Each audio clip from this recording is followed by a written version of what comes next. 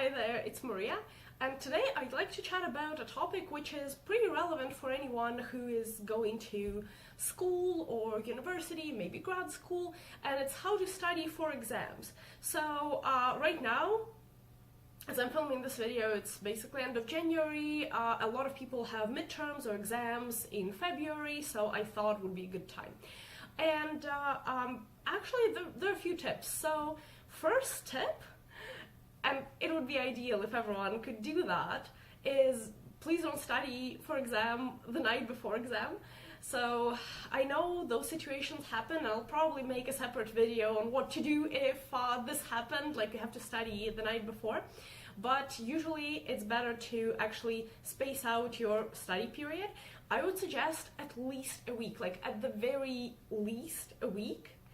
And yeah, space it out. So let's say you still have some time, let's say you have a week. So the first day, I would say don't study even at all. The first day you just plan for your studies and just like get yourself pumped up and excited about it. And yes, I know it sounds like, wow, what can be less exciting than exams? But you know, if you get into the right mood, it can be pretty exciting.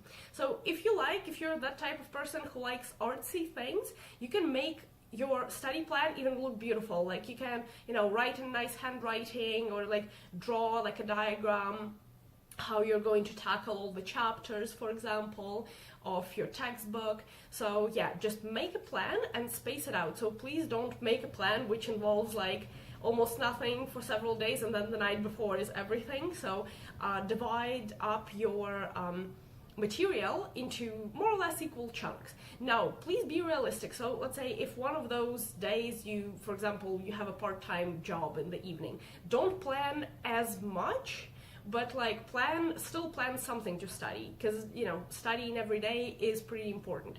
So yeah, be realistic. And then once you've made a plan, which is realistic, then the next step would be actually, executing. I can't even speak. Anyways, implementing that plan. Here we go. Yeah, so once you make your plan, start studying. And if you divided up your material into equal chunks, then break up those chunks onto more sub-points. And I would suggest studying in time intervals. So I guess most people have heard of Pomodoro technique, and if not, I'll leave the link below. So basically, it's like a timer that you set for 25 minutes. You study for 25 minutes and then you take a break for 5 minutes.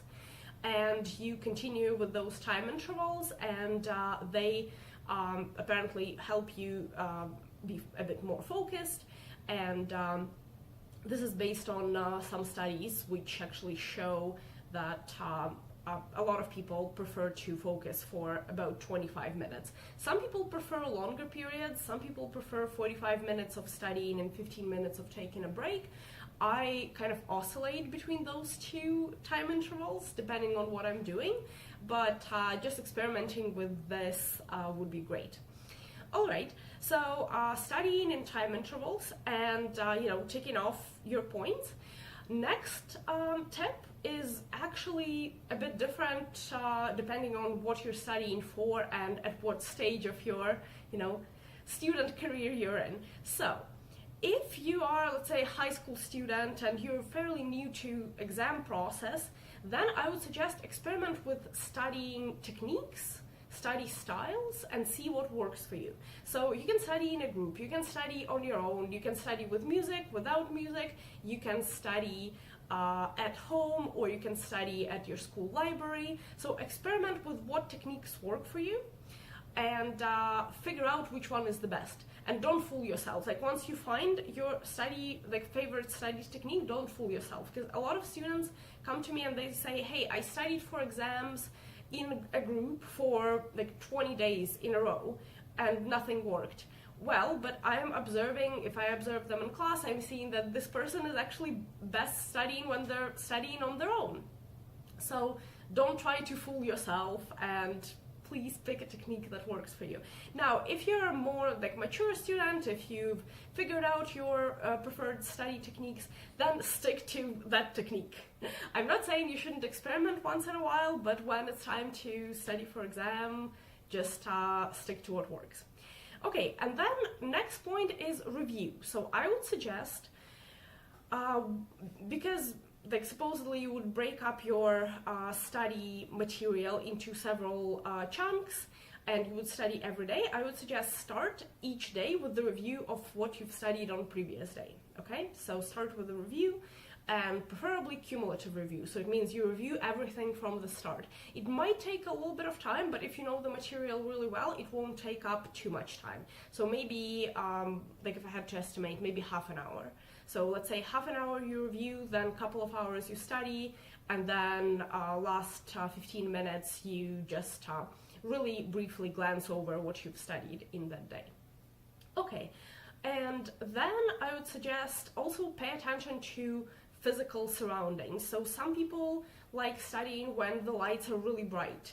Some people like studying at their desk, other people like studying when they're like, let's say, sitting in a more comfortable armchair. Let's say for me, the best position, like body position to study is when I have a table and like my elbows are on the table. And this is a habit from childhood, and seriously, this works best for me. But I know it doesn't work for all people. Some people are really good at studying while they're walking around, like pacing around the room.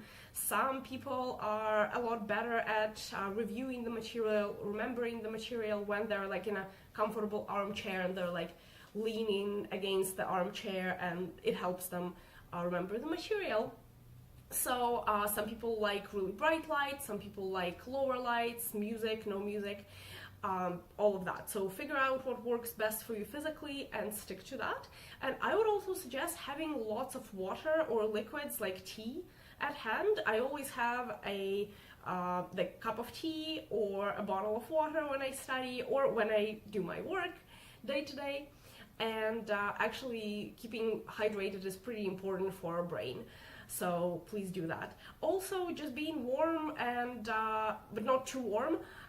Just being comfortable physically. So for example, I am wearing my really comfy sweatshirt right now because like it keeps me warm but not too warm, and I'm really comfy. I don't have to worry about anything, you know, my clothing getting stuck or being uncomfortable. I can like raise my hands or not. I can do this, which I like.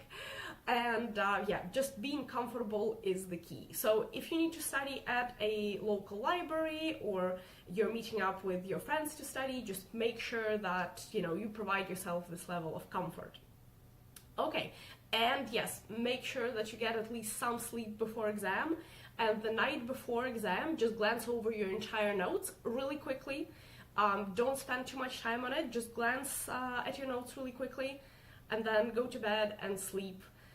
Usually, like I know common sayings that you should sleep 8 hours.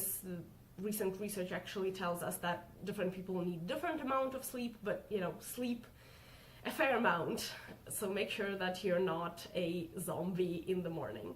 So yeah, just to recap on that, first of all, make a plan and divide your study material into several chunks. Then, yeah, make sure the plan is realistic. Then start off with a review of your material. Always start with a review of what you've studied on the previous day. Third point, I would suggest that you figure out what's your preferred learning style. And once you figure it out, stick to it. So yeah, just make sure you're using the study style that works best for you. And next step is, I would suggest make sure that you're comfortable physically and you're in comfortable physical surroundings. So make sure that the lighting is right for you, make sure you've got lots of water, and make sure you're physically wearing comfortable clothing. And tip number 5 is try to review all of your notes the night before exam and try to sleep a fair amount so you're not too tired next day when you're supposed to take your exam. And with all of that said, good luck on your exams. You will do absolutely amazing. Good luck. And you know, no matter how you do on your exam, it's not determination of who you are as a person. It doesn't show if you're good or bad at your discipline. It just shows some, really brief performance on a certain set of tasks, which are often like not even representative completely of your discipline. So just make sure that you sleep enough, make sure that you are excited about taking your exams, and you'll do just fine. You'll do fine. Okay, so we'll see you later. And if you are taking some exams, if you're getting ready for exams, let me know how you're doing that. Let me know what are your go-to techniques. And if you're already taking some exams, let me know how it went. We'll see you later.